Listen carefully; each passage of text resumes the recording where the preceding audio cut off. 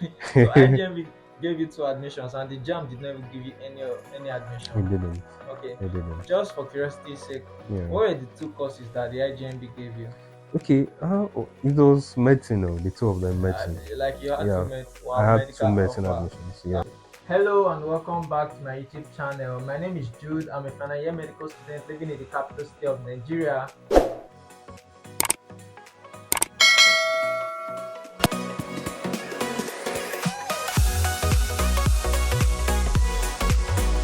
Today I have a colleague of mine in the studio. He got into med school using IJMB, so I want him to share his experience with us. It's nice having you here. Thank you for having me. Okay, please, I would like you to introduce yourself. Okay. Hello, everyone. My name is Ojori Samuel.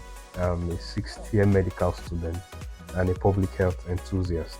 Okay, is the popular Sam El Jackson just masquerading as Sam Ojiri? Okay, just to help somebody out there, can you briefly explain your journey into medical school, like how it was for you? How many jams did you write, and what made you to consider enrolling into IJMB program?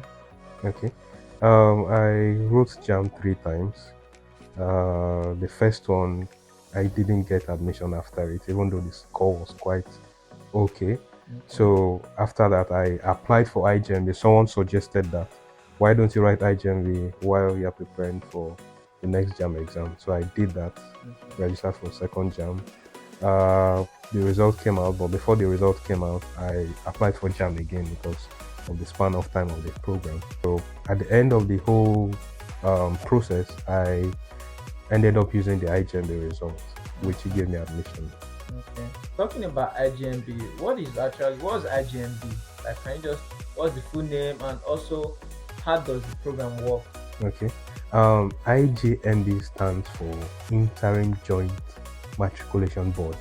So Okay. it's just the board that organizes the exam, which is an alternative route of entering into the higher institution, specifically to 200 level. Okay. Yes, That means if I should take IJMB exams, if I'm getting admission into university, I'm starting from 200 level. yes, That's yes, you are. amazing, You actually. are. That's an option that everybody should actually try out there. How does the program run? Is it just like university program, or what's the peculiarity of IJMB? Okay, IJMB is a semester-based program. It spans the length of 9 months. So Okay. within the 9 months, you run 2 semesters, and then at the end of the semester, the last semester, you write the final exam, Okay. which is 80% of your grading. Cumulative assessments during the course of the semesters form 20%, and at the end of the day, the grading forms your total scores, which is in point-based system. Okay. Yes, yes. And then most schools have 10 points. As at the time I was running the program, I have 10 points as cutoff mark for medicine. Mm, While for other courses, it was just 7.6 points. okay. Yes, yes. Okay.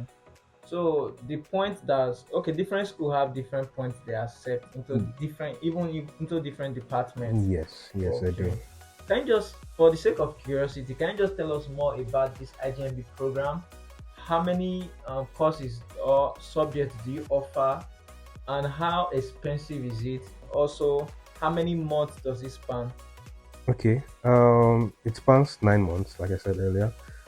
It is relatively cheap because the tuition fee is As 120,000 at the naira. time you did Yes, as at yours. the time I did mine, Okay. and the registration fee then was 5,000, Okay. 5,000 naira.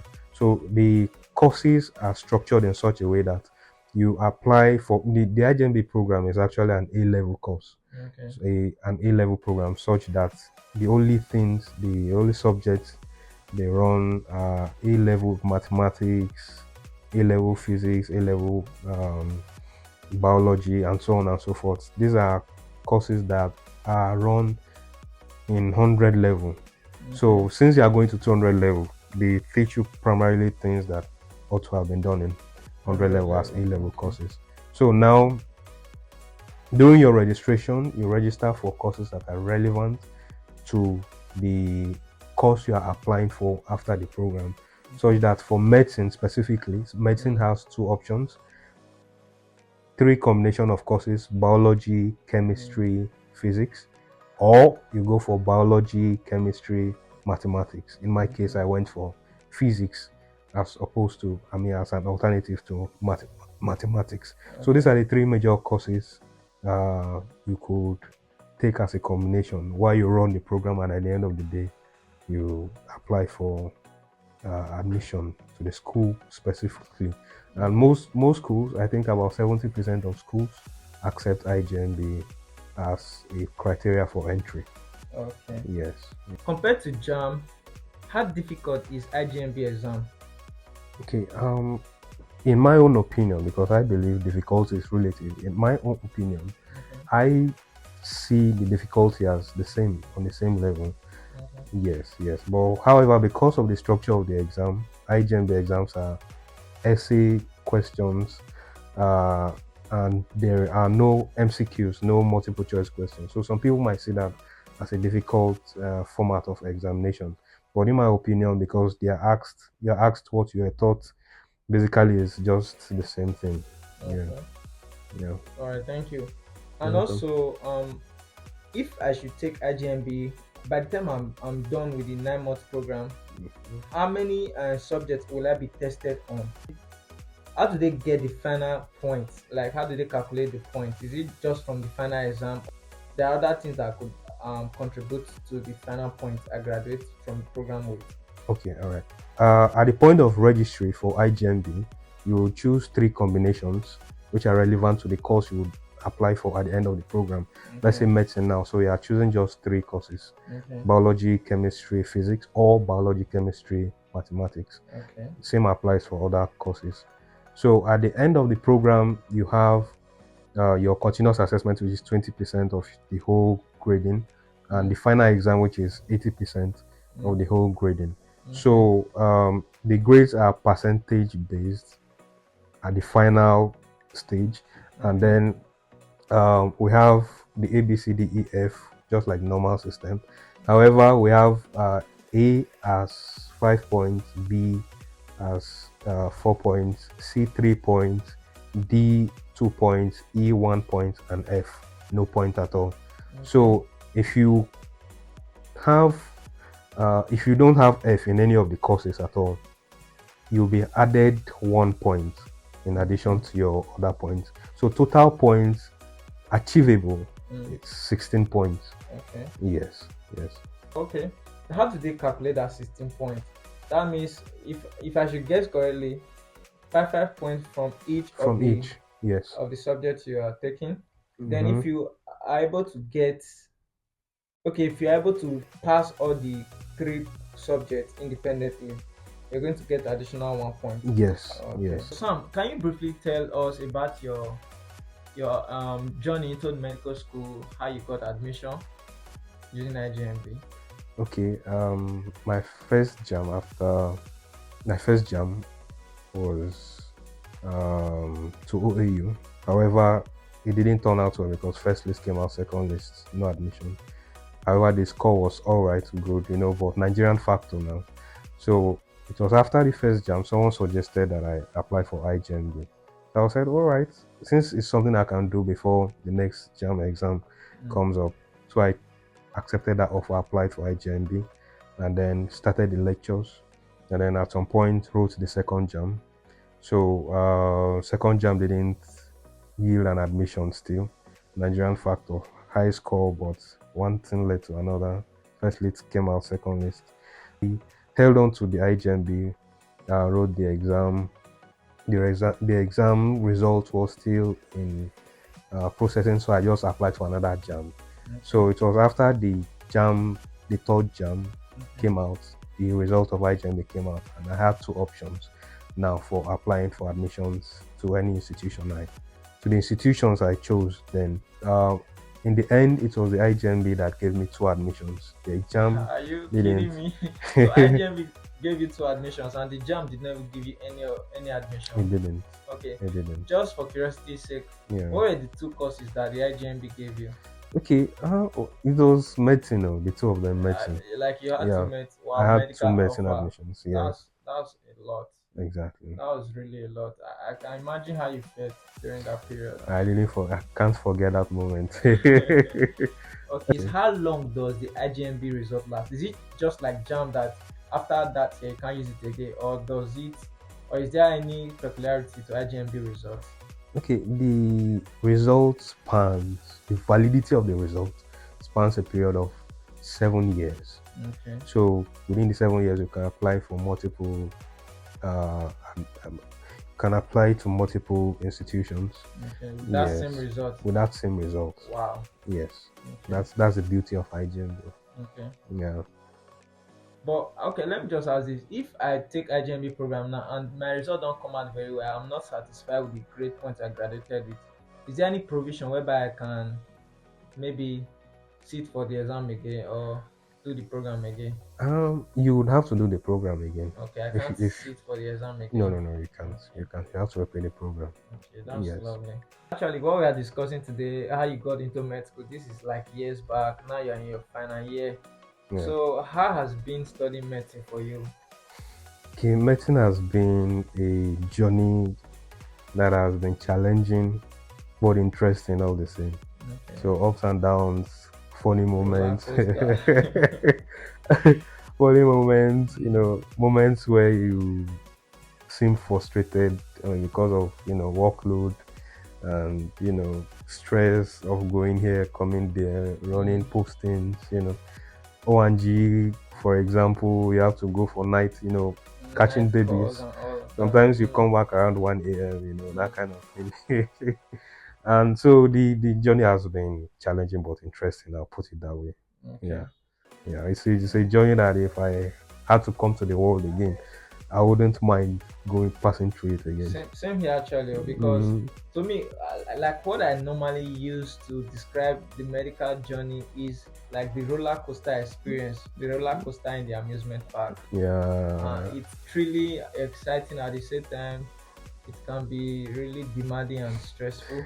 actually. And most times, you don't just know the kind of like you don't know Mm, how to describe the feeling you get with it. yes, Mm. actually. Okay, like my friend here, he was able to get into med school with IJMB despite writing three jams and performing very well in those jams, but he was denied admission on those three different occasions. But IJMB gave him two medical admissions, gave him medical admission into two different universities. So my advice to somebody out there watching this video is that you should not relent. Don't just be discouraged if your jam score wasn't so good this year, Yeah. or it's even possible your jump score was good, but Mm-hmm. maybe you are watching this video during the admission process and you were denied admission. Instead of being discouraged and relenting, my advice is that you should actually bounce back and try again, and don't just put all your eggs in one basket. Yeah. Don't just put all your eggs in one basket. Like my friend, you can still be writing jam and be doing this IGMB, or try any other route you can use to gain admission to medical schools. Like the JUPEB is also there. You can also opt for remedial studies. You can actually check out this video where I also talked about some other routes you can use to get into medical school.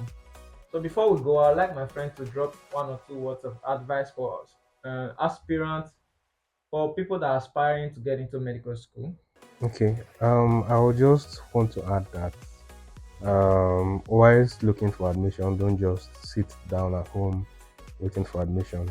You could go to the school, make contacts with medical students, reach out to students who are in the system, Mm, create rapport with them. yeah.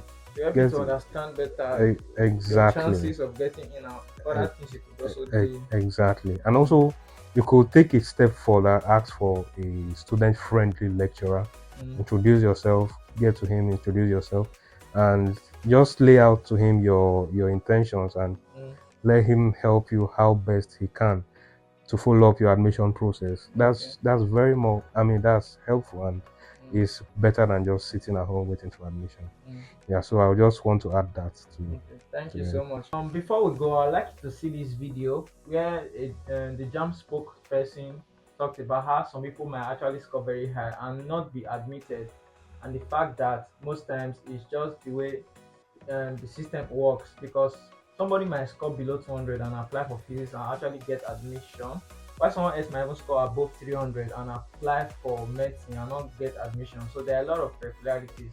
Just see this video, and my advice is that you shouldn't be discouraged. Instead of allowing the system to beat you down or change your dream, just continue to believe in your dream and try harder and be smart and strategic. Don't just, like I said earlier, don't just put all your eggs in one basket. Like my friend also said, network and make sure you are trying your best. So that's all for today's video. Please like this video, share with your friends, and also drop a comment, and make sure to subscribe to my channel and press the notification bell so that you get notified each time I post content here. Do have a lovely day. Bye. Have a lovely day. Bye.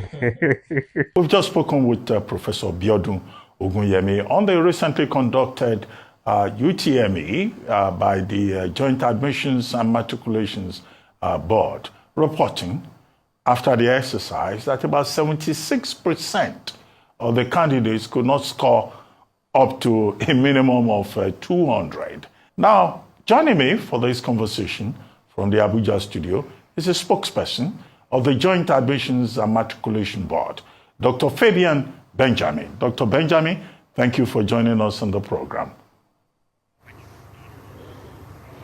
Thank you very much. Good afternoon, Nigerians. Well, Dr. Benjamin, I don't know whether you listened to Professor Ogunyemi. He was saying that the failure rate in the UTME, nobody should be surprised. That after all, the entire country has macro issues. And those macro issues are bound to show up in virtually every aspect of our lives. And many Nigerians are really wondering, how can 76% of candidates sitting for history, biology, economics, that so many people can't even pass admissions exams? Thank you very much. There is nothing wrong in analyzing performance of any exercise, but the first issue that one will have to bear in mind is to understand the purpose for which such exercise is undertaken. If you look at our examination and you begin to analyze this without understanding the basic principles for which we conduct this examination, you may likely be misleading the public. The purpose and intent of an issue of every exercise is very critical in analyzing such an exercise. Otherwise, you begin to concentrate on the disruptive element of such exercise. Our examination is not a pass-fail examination. It is a selection exercise. And what do I mean by that? If you look at the statistics that we keep reeling out and discussing out there, you will discover that a reasonable number of these candidates score less than 200 and above. They have not really failed this examination because it depends on what you want to do with such an exercise. Our examination, just as I've said earlier, is a selection exercise. You can only say a candidate has failed if in the final analysis, for the purpose of which he sat this examination, is not achieved. I will give you an instance. We want to celebrate candidates that have scored 300 and above. And I want to shock you that there are some of them that may likely not even be admitted with that high score, depending on where they want to go. And some candidates who have scored less than 200 will end up succeeding and being admitted. For instance, if I want to read physics today, and I have 180, 200, I may likely gain admission. And somebody that wants to read medicine, for instance, in University of Lagos, and he has 320, he may not be admitted. Because if you want to go into University of Lagos with 320, on the ranking order in University of Lagos, you may be number 300. And maybe the carrying capacity for that program may just be around 200. So it depends on the subscription to the program that you are aspiring to go. It depends on the university that you want to go. It depends on the tertiary institution, not Polytechnic, College of Education, or IEI that you will want to attend. Let me tell you that examination is only a necessity because we have not found a way that we can ensure that every candidate is given equal opportunity, fairness, and whatnot. Because the founders of JAMB, that's the sixth first generation university then, came together to say, look, subscription is beginning to grow from less than 100,000 in 1978. It grew to what we have today, about 2 million candidates that were examining for this exercise. How do we get a body that can coordinate this exercise so that we can have time to concentrate on the academic work that we are doing and stuff like that. That was how JAMB came into being. It was never the intention of government. It was the idea of the universities that they should have a central body that will control this exercise. Examination became a vehicle. If you look at the name of JAMB, it's Joint Admissions and Matriculation Board. If examination was part of the exercise, the examination would have been part of the name. But examination is not there because even at the point of conception, examination was not the issue. But examination became the vehicle of achieving equity. Because without examination, it will be difficult to ensure that at least every candidate is given a level playing ground. So when you look at this exercise within the context of failure and pass, you may get it absolutely wrong. So even on comparative term, if you look at this result vis-a-vis what we had in 2003, 2002, you will see that there is a slight increase in terms of outcome. Because in 2003, those that scored 300 and above, they were just barely around 0.3%. And in 2024, we have about 0.5%, 8,400 and something. In 2003, they were just about 5,000 thereabout. And likewise in 2002, they were less than that. So there is a slight increase in performance. But I don't want us to dwell on the issue of performance because a lot of people will get it wrong. Because our examination is a selection examination. Just for instance, I was telling somebody today that if Arise TV wants to recruit staff and they conduct examination, because the first principle is that somebody must be employed, somebody must be admitted. Whatever the performance is, we cannot say, okay, this year because candidates have done poorly and the universities of Polytechnic College of Education and IAS will not admit candidate. Somebody must be admitted. And the performance is just to rank them in order of this admission. Because if we have sufficient spaces, in any case we have them, by the time you put the spaces in College of Education, IAS, Polytechnic and universities, the spaces are enough to carry everybody. But the challenge is that a reasonable number of these candidates will want to go to certain programs that at least their own preference. For instance, medicine, law, engineering. Every candidate in sciences today, a reasonable number of them, so to say, will want to go into medicine, and then others engineering. Likewise in arts, they want to read law and other programs. So how do we begin to allocate those spaces to candidates? Because what qualifies a candidate for admission is not the UTME result, but the O-level as defined by the Arusha Convention. That is what later became what we know as Addis Ababa Convention.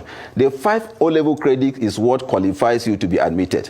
If tomorrow we wake up and we have sufficient spaces in some of these highly subscribed programs like medicine and law, and we have spaces to accommodate everybody that aspires to go there, and they have their 5 O-level credit, including maths and English, we may likely not be doing the examination. And somebody will want to ask us, okay, if you're not doing examination, then what is the purpose of the existence of the Joint Admission and Matriculation Board? Coordination. We have similar bodies elsewhere.